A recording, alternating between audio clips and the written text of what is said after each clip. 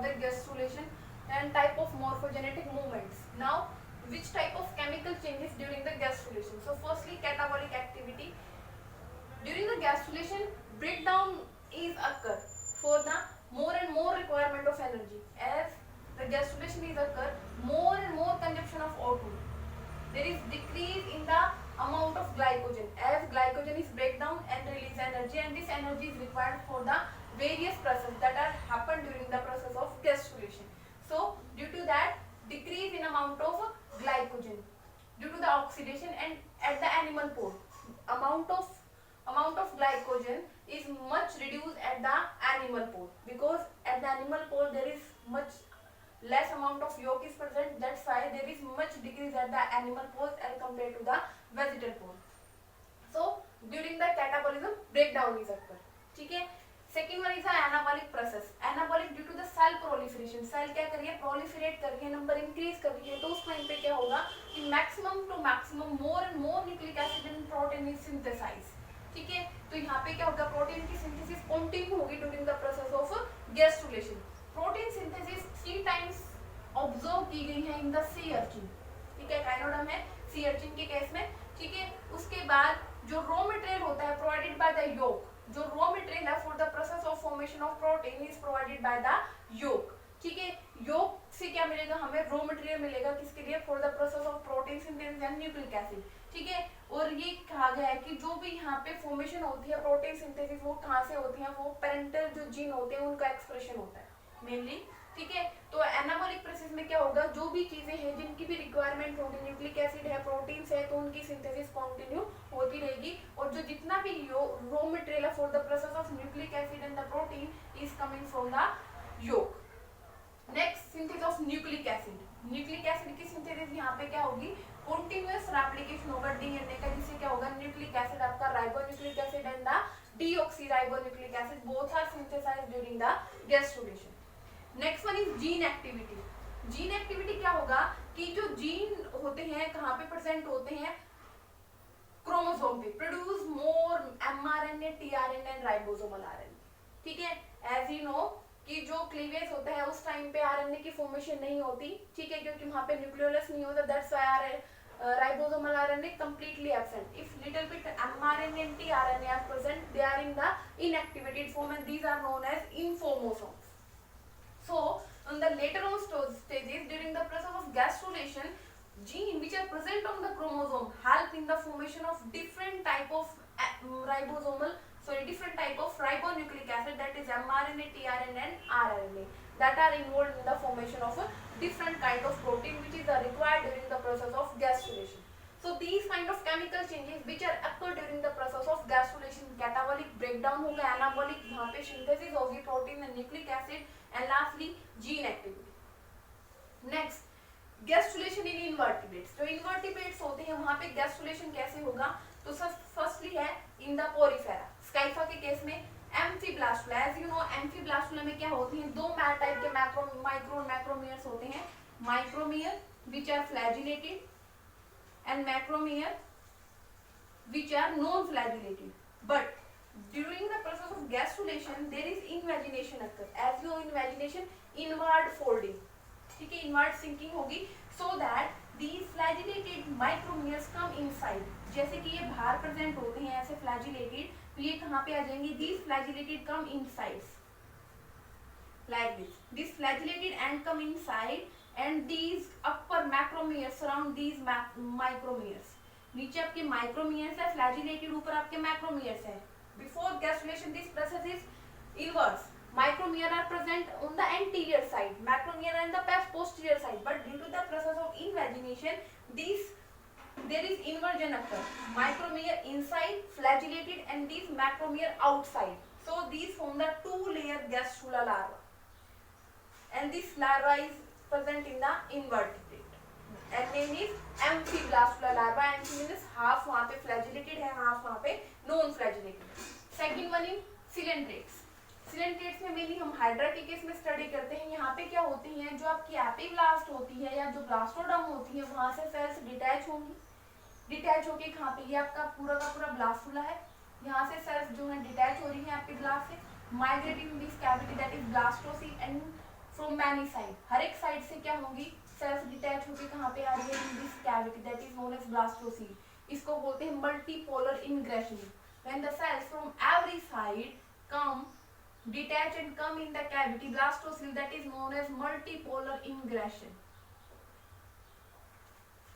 Delamination, और क्या होगा, वो सेल्स जो ग्रुप ऑफ सेल्स वहां से डिटैच हुए अपने आप को एक सेपरेट लेयर में कंबाइन करेंगे, that is delamination. And the gastrula that is formed in the coelenterata is known as stereogastrula larva. ठीक है, स्टीरियोगैस्ट्रुला. ओबिलिया के अंदर क्या होता है, जो ओबिलिया भी आपका सिलेंट्रेटा फाइलम से बिलोंग करता है. ठीक है, तो यहाँ पे क्या होता है, cells only from the one pole detach and come inside this cavity and this is known as unipolar ingression. As you know, multipolar or unipolar. In the multipolar, cells from the every side, from the every direction detach, come in this cavity. Blastocele is known as multipolar. But when the cells from the one pole, it may be either animal pole, it may be either from the vegetal. But most commonly these are from the vegetal pole, detach and come inside this cavity. This is known as unipolar, and this is the case of Obelia. So in the Coelenterata, the gastrula is formed known as stereogastula. Next one is Aurelia. Aurelia में भी क्या होगा, ये जो simple invagination की process होती है वहां पे यहाँ से गैस्ट्रोला फॉर्मेशन होगा.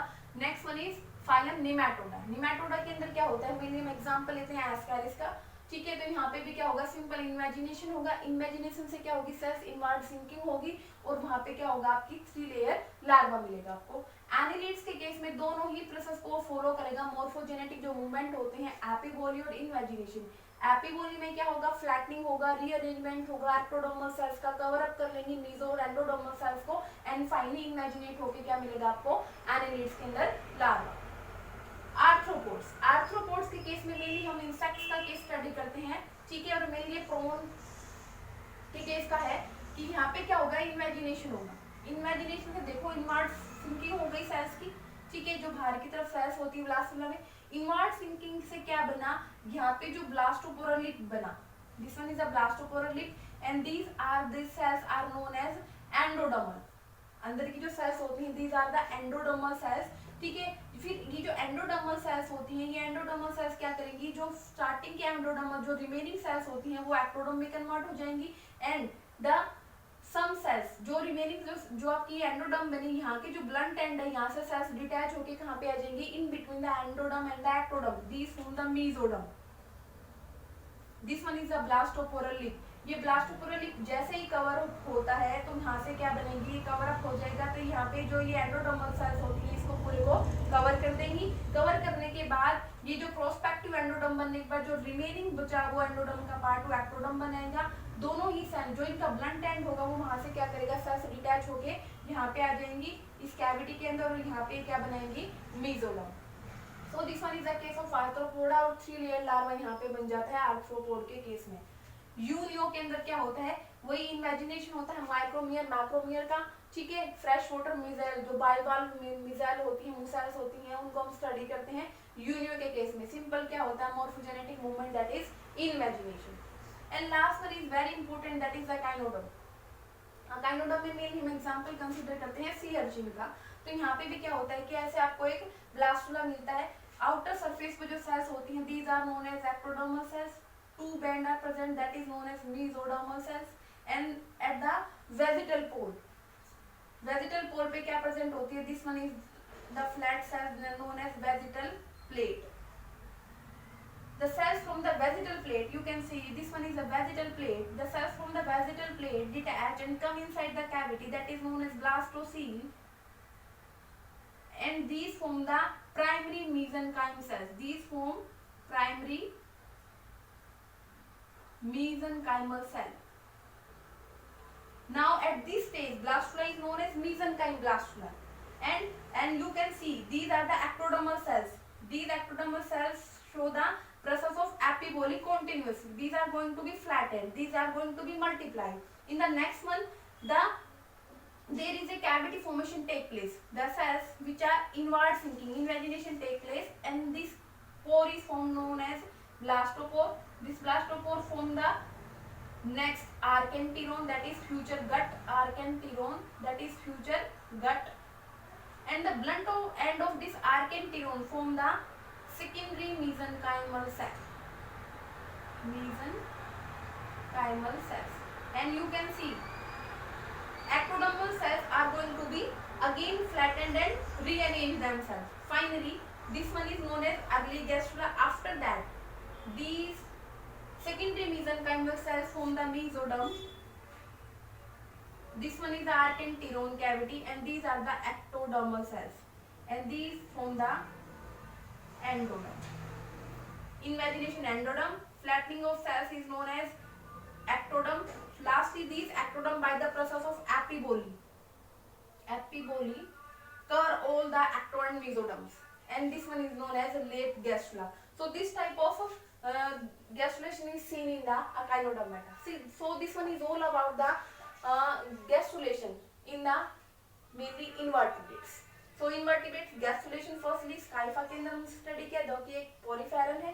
एम्फीब्लास्टुला फॉर्मेशन होती है, फ्लैजिलेटेड हाफ होते हैं वहाँ पे, नॉन फ्लैजिलेटेड हाफ होते हैं.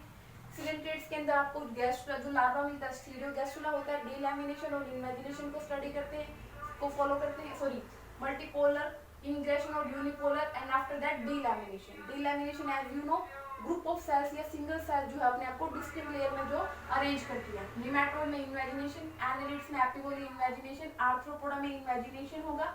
ठीक है, यू कैन सी. और मेनली पोस्टीरियर वेंट्रल साइड पे होता है. ठीक है, सेल्स इनवर्ट सिंक करेंगे, ब्लास्टोपोर फॉर्मेशन होगी. जो ब्लास्टोपोर फॉर्म होने के बाद जो सिंक हो जाएगा, ठीक है, सिंक होने के बाद ये दिख रहा है आपको, जो रिमेनिंग है वो एक्टोडर्म बन जाएगा. यहाँ से जो सिंक अंदर गई वो आपकी एंडोडर्म बनेगी. ठीक है, और यहाँ से जो सेल्स डिटैच होंगी इस ब्लंट एंड से वो मेसोडर्म की फॉर्मेशन करेंगी. You can see from here in case of echinodermata vegetal plate होती है, एक्टोडर्म होगा. वेजिटल प्लेट स्प्रेड करेगी एपिबोली के थ्रू, यहाँ से सेल्स डिटैच होके जाएंगी प्राइमरी मेसेनकाइम सेल्स, और ये primary mesenchyme cells mainly skeleton बनाती है जो आपका लार्वा होता है उनके केसेस में. ठीक है, फाइनली यहाँ पे एंडोडर्म बन जाएगी. एक्टोडर्मल सेल्स एपिबोली की वजह से क्या करेगी, पूरे को फ्लैटनिंग और मल्टीप्लाई करके रीअरेंज कर देंगे. ठीक है, so this one is late gastrula. So this one is all about the gastrulation in the invertebrate and the chemical changes during the gastrulation. Thank you.